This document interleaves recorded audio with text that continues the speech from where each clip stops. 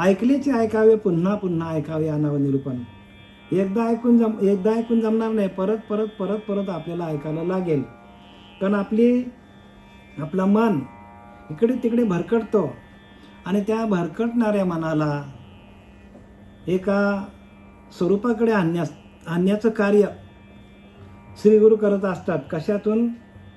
तर ह्या निरूपणातून. म्हणून प्रत्येक माणसाने श्रवण भक्ती करायला पाहिजे. इथे प्रत्येक क्षणाला माणसाचं मन पलटी मारतो. सकाळी वेगळा असेल, दुपारी वेगळा असेल, संध्याकाळी वेगळा असेल. बघा, सकाळी एकदम सत्वगुण असेल, दुपारी रजोगुण होतो आणि संध्याकाळी तमगुण वाटतो. म्हणजे प्रत्येक क्षणोक्षणी हा मन माणसाचं काय करतो? भरकटत जातो, विषयांकडे जातो, प्रपंचामध्ये जातो, मायेमध्ये अडकतो. आणि त्याच्यामुळे श्रवण भक्ती दिलेली आहे. आणि ही श्रवण भक्तीमधून आपल्याला नाथबाबांनी सगळं काय या एकनाथी भागवतामध्ये इतंभूत माहिती दिलेली आहे. आणि त्याचं आपण जर शास्त्राचं तंतोतंत पालन केलं आणि गुरुच्या आज्ञेचं तंतोतंत पालन केलं तर आपल्याला ह्याच जन्मामध्ये आपल्याला भगवंताची प्राप्ती होईल. पण लोक काय करतात? सद्गुरू वचन हृदय धरी, सद्गुरूचं वचन हृदयामध्ये धरायला पाहिजे. पण इकडून लोक सोडून देतात. एका कानाने ऐकतात आणि दुसऱ्या कानाने सोडून देतात. नळी फुंकली सोनारे, इकडून तिकडून गेले वारे, अशी परिस्थिती आहे. आणि गुरुला लोक मानत नाही. कारण गुरुचं वचन, गुरुची सेवा नाही केली तरी चालेल, पण गुरुने सांगितलेल्या वचनावरती आपल्याला चालता यायला पाहिजे. कारण गुरुच्या वचनाला देव जागृत होतो. देव आज्ञा कोणाची पाळतो? गुरुच्या वचनाची आज्ञा पाळतो. सद्गुरु जो संसारातलाच गुरु असतो बरं का. सद्गुरु जो संसारातल्या गुरुने शिष्याला आज्ञा केली का त्याचं जे काय साध्य आहे, जे काय हित आहे साधकाचं, ते भगवंताला करावं लागतो. आणि म्हणून गुरुच्या वचनाला किंमत आहे. प्रत्येक शब्द जो बाहेर निघेल तो लगेच शिष्याने काय करायला पाहिजे? आपल्या पदरात पाडून घ्यायला पाहिजे. आणि एकदा का गुरुच्या वचनाचं पालन करायची सवय लागली शिष्याला तर त्याची सगळी कामं होतात. भगवंत करून घेतो बरं का. सद्गुरु जो संसारी, त्याची आज्ञा मी वाहे श्री, तो जयावरी कृपा करी. बघा काय लिहिलंय? त्याशी उद्धरी तात्काळ त्याचा उद्धार होतो. हे नाथ भागवत सांगतो बरं का. सद्गुरु जो संसारी, त्याची आज्ञा वाहे मी श्री. भगवंत सांगतो उद्धवाला की संसारातला सद्गुरू आहे आणि त्याने एकदा आज्ञा केली, त्याची आज्ञा मी वाहे श्री, तो जयावरी कृपा करी. त्याशी उद्धरी तात्काळ, ताबडतोब त्याचा उद्धार करतो. मग गुरुच्या वचनावर आपला विश्वास असला पाहिजे. आणि तो विश्वास एकदा बसला की साधकाची आपोआप उन्नती होते बरं का. आता हा एकनाथी भागवत श्लोक क्रमांक 25. मी धनाच्या लोभाने खऱ्या पुरुषार्थाकडे दुर्लक्ष केले. बघा म्हणजे काय आहे? प्रत्येक माणसाची कहाणी आहे. बघा जगामध्ये जे काय चाललेलं, आता आम्ही पण बरं का, मी पण बिझनेसमॅन आहे बरं का. मला सगळं माहिती आहे. लोक काय करतात, एकदा पैसा आला ना की कोणालाच रिस्पेक्ट देत नाही, कोणाला भावच देत नाही. अगदी श्रीमंतासारखा माणूस वागतो, गरीब माणसाकडे लक्षच घालत नाही, त्याच्याकडे दुर्लक्ष करतो, त्याला हात पण वरती करत नाही. का? तर पैशाचा घमंड. पैशाचा काय होतो? गर्व होतो माणसाला. मी तुम्हाला सांगितलं गर्व कसला होतो. संपत्तीचा होतो, धनाचा होतो. त्याच्यानंतर एखाद्याला चांगली विद्या आली, विद्येचा माणसाला गर्व होतो, सौंदर्याचा गर्व होतो. आणि मी धनाच्या लोभाने खऱ्या पुरुषार्थाकडे दुर्लक्ष केले. धनाचा लोभ माणसाला काय करतो? पुरुषार्थापासून बाजूला करतो. खरा पुरुषार्थ, आणि हा खरा पुरुषार्थ माणसाला मिळवायचा असेल तर खरोखर त्याच्यावर संकट आल्याशिवाय माणूस परमार्थ मार्गाला लागत नाही. अनेक संकट माणसाला आली तरच माणूस काय करतो, तरच माणूस परमार्थ करतो, भगवंताच्या प्राप्तीला लागतो. नाहीतर अचानक ज्याच्याकडे पैसा आला तो तर हवेत उडतो बाबा. आम्ही स्वतः प्रत्यक्ष बघितलेले आहेत. कष्ट न करता इझी मनी त्याला म्हणतात. जर तो पैसा माणसाकडे आला तर माणूस हवेत उडतो, कोणालाच रिस्पेक्ट देत नाही, नातेवाईकांना नाही, कोणालाच नाही रिस्पेक्ट देत तो. त्याला वाटतं माझ्यासारखा श्रीमंत कोणीच नाही हो. म्हणजे त्याला वाटतं मी सोन्याहून पिवलं झालं असं वाटतं त्याला. आणि त्याची वागणूक बघाल, त्याची बोलण्याची पद्धत बघाल, त्याचं वागण्याची पद्धत बघाल, अगदी म्हणजे घृणास्पद आहे. कारण लोकांच्या लक्षात येत नाही की हा किती दिवसाचा, हा धन जो आलेला आहे हा किती दिवस राहील माणसाचा. जरी धन जरी टिकला माणसाकडे तरी म्हातारा झाल्यानंतर तो धन काहीच कामाला येत नाही. इथं हे सांगितलंय त्यांनी.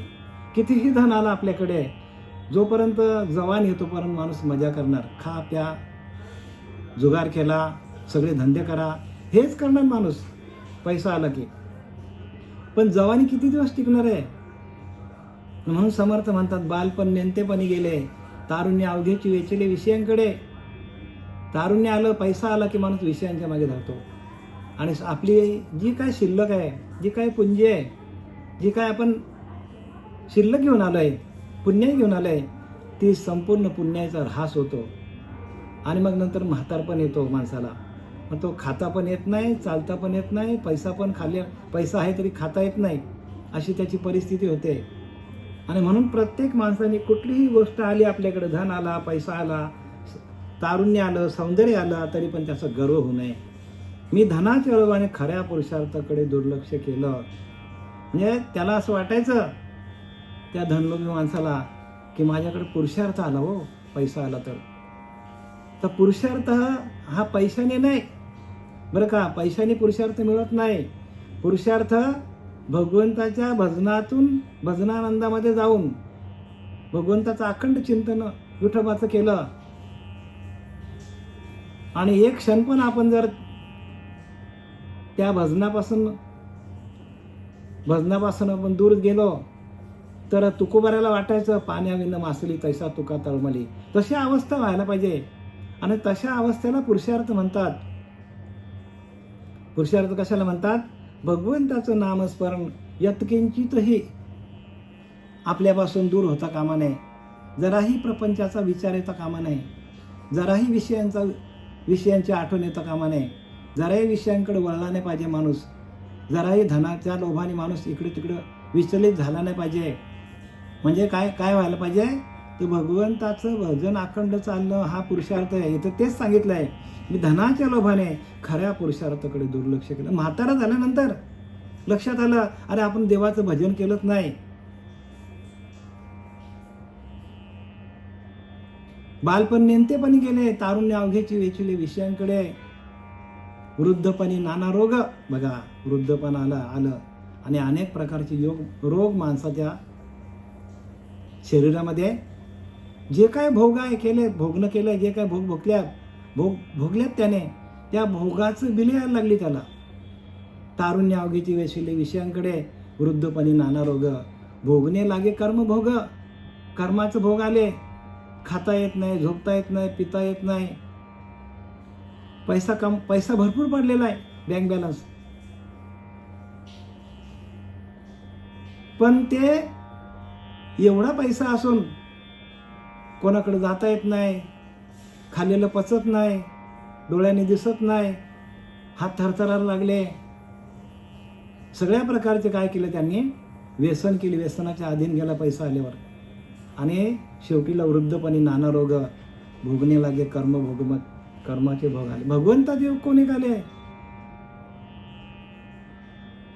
म्हणून सैन्य असताच राज्य करावा, सैन्य असताच राज्य करावे, सैन्य अवघेशी मारावे आणि राज्यपद प्राप्त व्हावे. समर्थ सांगतात, सैन्य असताच राज्य करावे. बघा, सैन्य अवघेची मारावे आणि राज्यपद प्राप्त व्हावे. म्हणजे तुम्ही तारुण्यामध्ये असतानाच तुमचे जेव्हा इंद्रिय चांगले आहेत, डोळे चांगले आहेत, हात चांगले आहेत, कान चांगले आहेत, तोंड चांगलं आहे, जीभ चांगली आहे, हातपाय चांगले आहेत, तर भगवंताचं भजन करायला पाहिजे. आणि आपलं हे सैन्य आता काय झालं, सगळे इंद्रिय आपले क्षीण झाले, सैन्य अवघेची मराला टेकले आता सगळे इंद्रिय. डोळ्याने दिसत नाही, कानाने ऐकू येत नाही. बघा किती साध्या भाषेत समर्थाने लिहिलं आहे, सैन्य असताच राज्य करावे, हे कळत नाही का तुम्हाला? ऐन तारुण्यामध्ये भक्ती माणसाला जमली पाहिजे. आणि ऐन तारुण्यामध्ये मनुष्य काय करतो, तो विषयांच्या मागे लागतो. म्हणून विषय सुख काय बोललेच नाही, पण काही केल्या मूर्ख न सेविता न सरे. ज्ञानवऱ्या सांगतात, विषय सुख बोलण्यासारखा विषयच नाही, भोगण्याचा तर विषयच नाही, पण बोलण्याचा विषय नाही. पण काही केल्या मूर्ख, बघा ज्ञानवऱ्या शिवी घालतात, मूर्ख.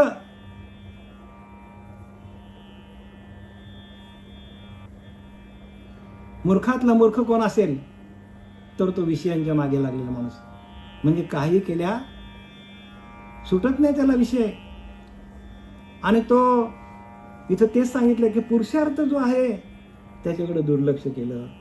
म्हणजे आतमध्ये परमात्मा बसलेला आहे आणि तो आपल्याकडनं सगळा पैसा कमवतो, आपल्याला दाखवतो, आपल्याला सगळं त्यानेच कमवून घेतलेला हा पैसा आहे. हा त्याला वाटत नाही, त्याला वाटतं मीच कमवलेला आहे.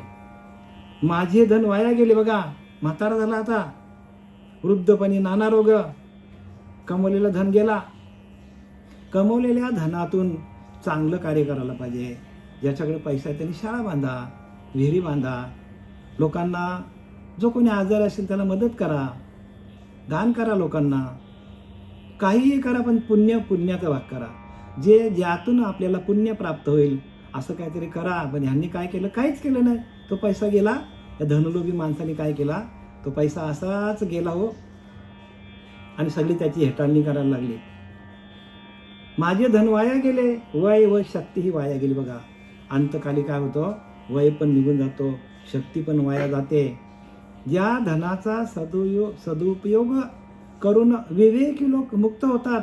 आता डोळे उघडले बघा, आता डोळे उघडले त्याचे, की त्या धनाचा सदुपयोग करून विवेकी लोक मुक्त होतात, मुक्ती मिळवतात. मुक्ती ते माझे धनही गेल्यावर मी म्हातारा आता काय करू. बघा त्याचं धन पण गेलं. कहाणी कोणाची चाललेली आहे, तर त्या धनलोभी माणसाची भिक्षुगीत. तेच शेवटपर्यंत आहे बरं का, भिक्षुगीत लक्षात ठेवा. शब्द काय वापरलाय नाथबाबांनी, भिक्षुगीत. आणि ते भिक्षुगीत शेवटपर्यंत विसरू नका, कारण तो महत्त्वाचा मुद्दा आहे. आणि तो महत्त्वाचा मुद्दा आपल्याला त्या मुद्द्यावरतीच आपल्याला बोलता यायला पाहिजे. आणि धनाचा सदुपयोग करून विवेकी लोक मुक्त होतात. आणि तो माझ्याकडे विवेक आलाच नाही. आणि तो विवेक म्हणजे काय, विवेक म्हणजे चांगलं काय, वाईट काय, सार काय, असार काय, पाप काय, पुण्य काय, खरं काय, खोटं काय, हे सगळं कळणं त्याला विवेक म्हणतात. आणि तो विवेक आपल्याकडे कधी येतो, आपल्याकडून सगळं काय गेल्यानंतर आपली शक्तीहीन झाली, पैसा तसाच पडलाय, काहीच करता येत नाही, आपण सद्गुरू केला नाही, भक्ती मार्गाला गेलो नाही, चांगले विचारच केले नाही, आणि मी म्हातारा आता काय करू. आणि म्हणतो मी म्हातारा झाला आता काय करू. बघा पुढे आहे, निज भोग विवर्जित शिनुनी काय वाचा चित्त, कळे मिळवावया चित्त, कष्टे मिळवावे चित्त, कष्टे मिळवावे वित्त, झालो उन्मत्ता विवेकी. आता त्याने कबुली जबाब दिला त्या धनलोभी माणसाने. त्या कंजूस ब्राह्मणाने आता स्वतःची ग्वाही दिली. त्यांनी स्वतःच्या मुखातून बोलतो की कष्टे मिळवावया वित्त, माझे उन्मत्ता विवेकी. आणि मी काय झालो, उन्मत्त झालो सांगतात. आणि खरोखर माणूस उन्मत्त होतो का, तर पैसा आल्यानंतर तो झोपून देत नाही माणसाला. पैसा आला की त्या पैशाला काय सुटतो, पैशालाच पाय फुटतात. जसं काय पैशाला पाय नाही फुटत, माणसाला पाय फुटतात. सगळे विषय भोगण्याची त्याला काय होतो, लालसा होतो. आणि त्याच्या अंगामध्ये गर्व चढतो, अभिमान चढतो.